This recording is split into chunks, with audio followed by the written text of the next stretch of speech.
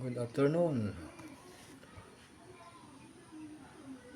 Makisaw-saw tayo sa mga pangyayari sa ating bansa.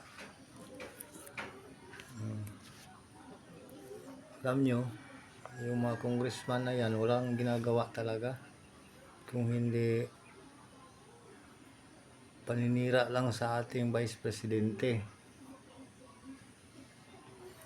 Yan sila, mga gago talaga yan.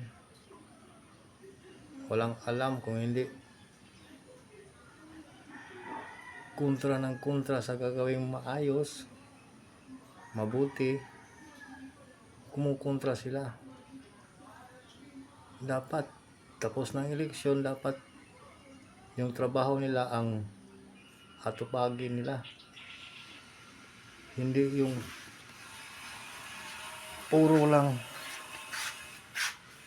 kagaguhan, kababuyan ginagawa nila.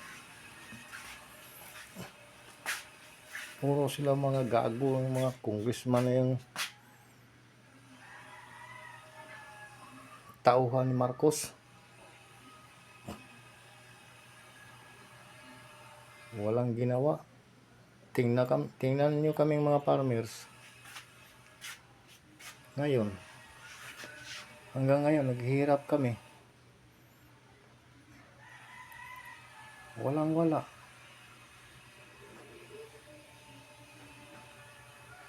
Dapat magtrabaho na sila. Tapos ng eleksyon, itabi na yung impeachment na yan.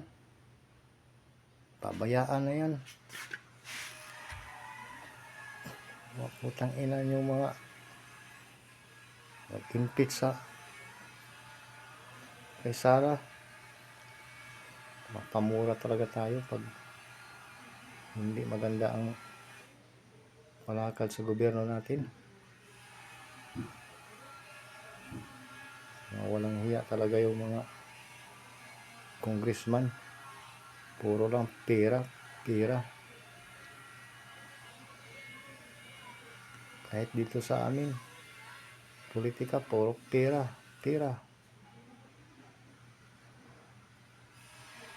Bibilin ka ng pera.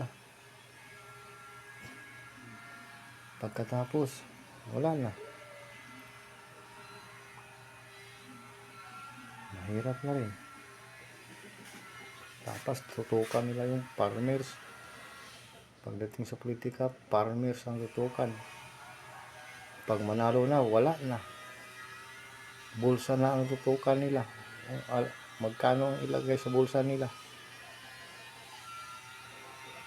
Dapat yan si BBM bitayin yan. Pinabayaan na yung farmers. Dapat yan, hindi yan pakainin. Ano na yan, bitayin yan dun sa flagpole.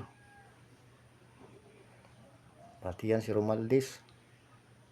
Ayan si Lisa Marcos. Sabayan ng tatlo pagbitay dun sa flagpole.